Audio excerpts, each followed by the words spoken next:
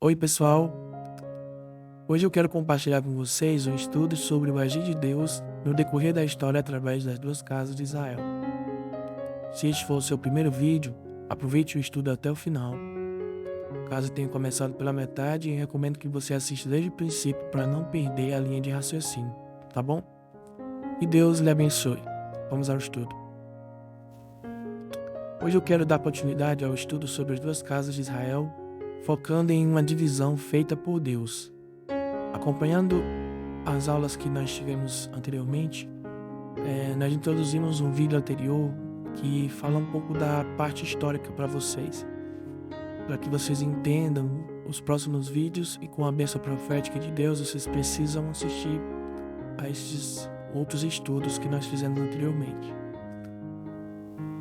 Vamos começar falando da bênção dos patriarcas. Um breve resumo sobre o que a gente já falou anteriormente. No vídeo anterior, ou nos vídeos anteriores, nós falamos sobre a bênção de Deus dada aos patriarcas, aqueles com quem Deus entrou em aliança. Abordamos a bênção de frutificar e multiplicar, como Deus anunciou, e a cada nova aliança aumentava a revelação.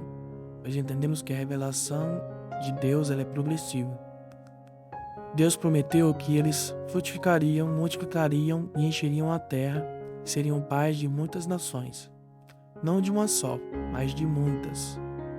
Todas as nações da terra seriam abençoadas através deles. Eles seriam como as estrelas do céu, como as areias do mar. A bênção de Jacó, passando para Efraim, finaliza dizendo que eles multiplicariam como peixes sobre a terra. Esta é a bênção profética que foi sempre passada ao primogênito ou ao herdeiro da primogenitura. Nós temos algumas referências bíblicas que reforçam tudo isso que nós acabamos de falar. Gênesis 12, 2 ao 3, Deus falando com Abraão: farei de você um grande povo e o abençoarei. Tornarei famoso o seu nome e você será uma bênção. Abençoarei os que te abençoarem e amaldiçoarei os que te amaldiçoarem. E por meio de vocês, todos os povos da terra, ou melhor, por meio de você, todos os povos da terra serão abençoados. No capítulo 15 de Gênesis, no versículo 5 diz assim: levando-o para fora da tenda, disse-lhe: olhe para o céu e conte as estrelas, se é que pode contá-las. E prosseguiu: assim será a sua descendência. No capítulo 17 de Gênesis, no versículo 4 até o versículo 6, diz assim: Deus falando para Abraão, né? Quanto a mim, esta é a minha aliança com você. Você será o pai de muitas nações. Não será mais chamado Abrão. Seu nome será Abraão, porque eu o constituí pai de muitas nações. Eu o tornarei extremamente fecundo. De você farei nações, e de você precederão reis. No capítulo 22 de Gênesis, versículos 17 e 18, diz assim: esteja certo de que o abençoarei e farei os seus descendentes tão numerosos quanto as estrelas do céu e como a areia do mar. Sua descendência conquistará as cidades dos que lhe foram inimigos, e por meio delas todos os povos da terra serão abençoados, porque você me obedeceu. No capítulo 48, no versículo 16, diz: o anjo que me tem livrado de todo mal, aqui é Jacó falando, né? Abençoe estes meninos. Seja chamado neles o meu nome e o nome de meus pais, Abraão e Isaque, e cresçam eles em multidão sobre a terra. Aliança no Monte Sinai. Após 430 anos no Egito, Deus tirou o povo e os levou ao Monte Sinai. Lá no Monte Sinai, Deus entrou em uma aliança com o povo de Israel, entregando-lhe as 2 tábuas da lei. Essas tábuas de pedra continham toda a lei que o povo deveria obedecer para ser fiel a Deus. A Bíblia descreve este momento como um casamento entre Deus e o povo de Israel. Os textos bíblicos que falam reforçam o que eu falei aqui agora. Êxodo 19, do 5 ao 6, do versículo 5 e versículo 6. Agora, se me obedecerem fielmente e guardarem a minha aliança, vocês serão o meu tesouro pessoal dentre todas as nações. Embora toda a terra seja minha, vocês serão para mim um reino de sacerdotes e uma nação santa. Estas são as palavras que você deverá dizer aos israelitas. Note, pessoal, que essa aliança aqui, ela é com o povo lá no Monte Sinai, ela é condicional. Está dizendo, se me obedecerem fielmente e guardarem a minha aliança. Então Deus está dando uma condição aqui. E qual é a condição que Deus estava dando para eles? Se eles obedecessem e guardarem a aliança, eles seriam o povo pessoal, né? Um tesouro pessoal dentre todas as nações de Deus. E Israel seria um reino de sacerdotes e uma nação santa. Essa é a promessa. Êxodo capítulo 24, do verso 3 até o verso 8, diz assim: Quando Moisés foi e contou ao povo todas as palavras do Senhor e todas as suas ordenanças, e eles responderam a uma só voz: Faremos tudo o que o Senhor ordenou. Moisés escreveu tudo o que o Senhor dissera. Levantou-se de manhã bem cedo e construiu um altar ao pé da montanha, e levantou 12 colunas de pedra, representando as 12 tribos de Israel. Depois enviou os jovens israelitas, os quais ofereceram holocaustos e novilhos como sacrifícios de comunhão ao Senhor. Moisés tirou metade do sangue e colocou em tigelas, e a outra metade ele aspergiu sobre o altar. Em seguida, leu o livro da aliança para o povo. Eles disseram: Faremos fielmente tudo o que o Senhor ordenou. Moisés então aspergiu o sangue sobre o povo, dizendo: Este é o sangue da aliança que o Senhor fez com vocês, de acordo com todas essas palavras. A lei para os reis. Deus deu várias leis ao povo durante os 40 anos no deserto.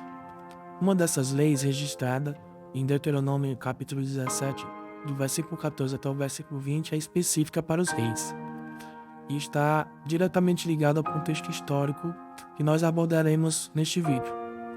Deus previu que o povo pediria um rei para governá-los, e assim estabeleceu regras para a escolha e conduta do rei. O rei deveria ser israelita, não adquirir muitos cavalos, não voltar ao Egito, não ter muitas mulheres, não acumular prata e ouro, e deveria fazer uma cópia da lei para meditar nela diariamente. Se o rei fosse fiel a essas leis, Deus prolongaria seu reinado e de seus descendentes. Vamos ver o que diz o versículo. Quando entraram na terra que o Senhor, o seu Deus, lhes dá, e tiverem tomado posse dela, e nela tiverem se estabelecido, vocês dirão: Queremos um rei que nos governe, como tem todas as nações vizinhas. Então ponham como rei sobre vocês aquele que o Senhor, seu Deus, escolher. Ponham como rei sobre vocês um dos seus compatriotas. Não ponham um estrangeiro como rei, alguém que não seja israelita. Esse rei, porém, não deverá adquirir muitos cavalos e nem fazer o povo voltar ao Egito para conseguir mais cavalos, pois o Senhor lhes disse: Jamais voltem por esse caminho. Ele não deverá tomar para si muitas mulheres, para que não se desvie do caminho. Também não deverá acumular muita prata e ouro. Quando subir ao trono do seu reino, mandará fazer num rolo uma cópia da lei que está aos cuidados dos sacerdotes levitas. Terá sempre essa cópia consigo e terá que tê-la e lê-la todos os dias da sua vida, para que aprenda a temer o Senhor, o seu Deus, e a cumprir fielmente todas as palavras desta lei e todos estes decretos. Isso fará que ele não se considere superior aos seus irmãos israelitas e não se desvie da lei, nem para a direita nem para a esquerda. Assim prolongará o seu reinado sobre Israel, bem como o dos seus descendentes. A trajetória de Israel. Após 40 anos no deserto, o povo entra na terra prometida liderado por Josué. Depois de Josué, houve o período dos juízes, onde Deus levantou líderes para guiar o povo em momentos de arrependimento e retorno a Deus. No período de Samuel, o povo pediu um rei, e Deus estabeleceu Saul como o primeiro rei de Israel. Saul, no entanto, foi reprovado por Deus, e Davi, um homem segundo o coração de Deus, foi escolhido como seu sucessor. Deus prometeu que sempre haveria um sucessor da linhagem de Davi, que seria rei. E essa promessa se cumpriu em Cristo Jesus. 1 Samuel 8, do 4 ao 7, diz: Por isso todas as autoridades de Israel se reuniram e foram falar com Samuel em Ramá. E disseram-lhe: Tu estás idoso e teus filhos não andam em teus caminhos. Escolhe agora um rei para que nos lidere, à semelhança das outras nações. Quando, porém, disseram: Dá-nos um rei para que nos lidere, isto desagradou a Samuel. Então ele orou ao Senhor, e o Senhor lhe respondeu: Atenda a tudo que o povo está lhe pedindo. Não foi a você que rejeitaram, foi a mim que rejeitaram como rei. Outro texto, 1 Samuel 16, do 12 a 13, o 12 e o 13. Aí então Jessé mandou chamá-lo, e ele veio. E ele, segundo Samuel 7, do versículo 12 até o versículo 16. Quando a sua vida chegar ao fim e você descansar com seus antepassados, escolherei um dos seus filhos para sucedê-lo, e eu estabelecerei o reino dele. Será ele quem construirá um templo em honra ao meu nome, e eu firmarei o trono dele para sempre. Eu serei seu pai, e ele será meu filho. Quando ele cometer algum erro, eu o punirei com varas e com açoites, como fazem os homens. Mas nunca retirarei dele o meu amor, como retirei de Saul, a quem tirei do seu caminho.